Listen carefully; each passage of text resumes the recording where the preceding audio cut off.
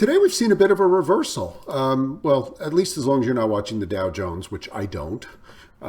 We've gone into that many times before, how the Dow Jones is really not representative of the markets as a whole.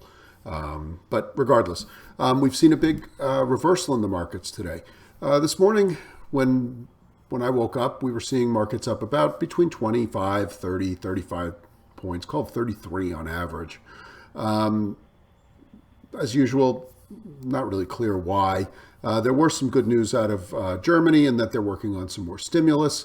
That should have had a positive effect, and it did. And you've seen the euro rally versus the dollar over the past couple sessions, which is a significant thing because Europe sort of had been a problem. We've gone sort of from the 108 area to the 110 area, which is a pretty big move.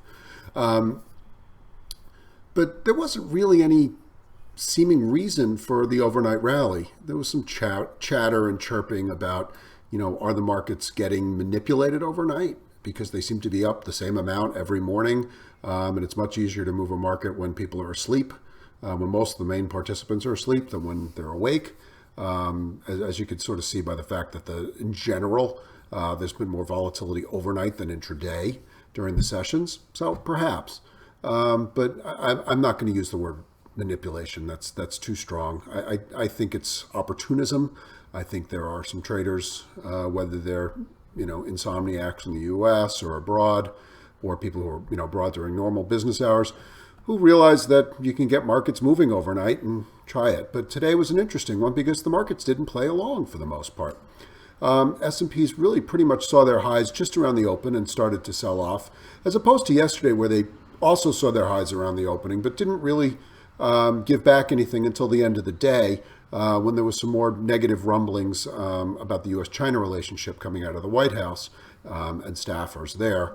The overnight rumblings still were coming out today, but the futures had risen in the face of that, which seems perplexing since they're rising in Asian hours on bad Asian news. I don't really understand that, which is, I guess, why some people started to question that kind of rise. But ultimately, you can question it all you want, but it's where the money goes. And what we're seeing now at the time I'm taping this, which is a bit before noon, about 11:30 U.S. time, we saw the markets pretty much give back their gains. They opened higher and immediately went lower. And what we're seeing today, actually, that's very interesting, is real rotation. The Nasdaq is severely underperforming the severely underperforming the S&P 500 or SPX. Growth stocks, for the most part, are down, while value stocks, for the most part, are up.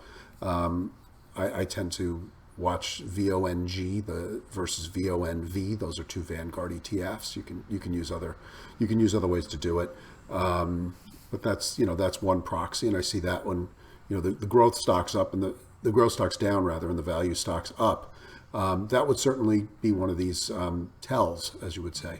The rotation is probably a good thing. I mean, there's been so much action moving into the high-flying tech names, and today they got a bit of a jolt because the president went on the warpath against Twitter to a certain extent.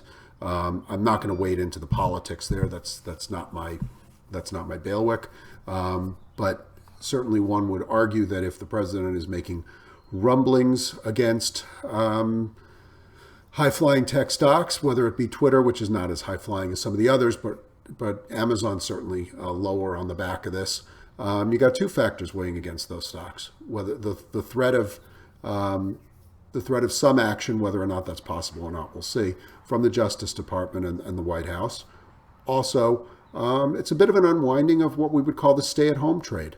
When you have rotation, that means people are selling their winners and buying something that hasn't won as much, and that's I guess what we're seeing today. And so, whether there was the trigger or not, it's always hard to tell what the trigger for rotation is.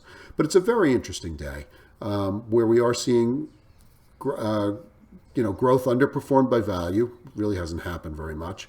We're seeing some of the former winners seeing some declines. That hasn't happened very much.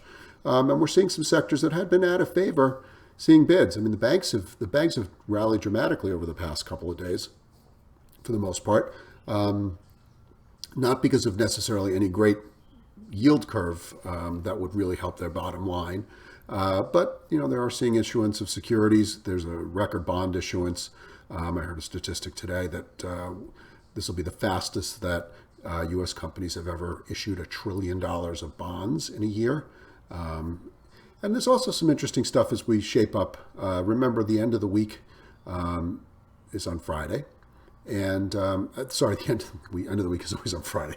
The end of the month of May, from trading purposes, ends on Friday, and so you could see some interesting rotation based on that as people shape up their portfolios as one month ends and another begins, and we'll see if the adage of sell in May and go away starts to hit. I haven't really seen that in any big way, but one never knows, does one? We'll check in again with you tomorrow. Take care. Bye bye.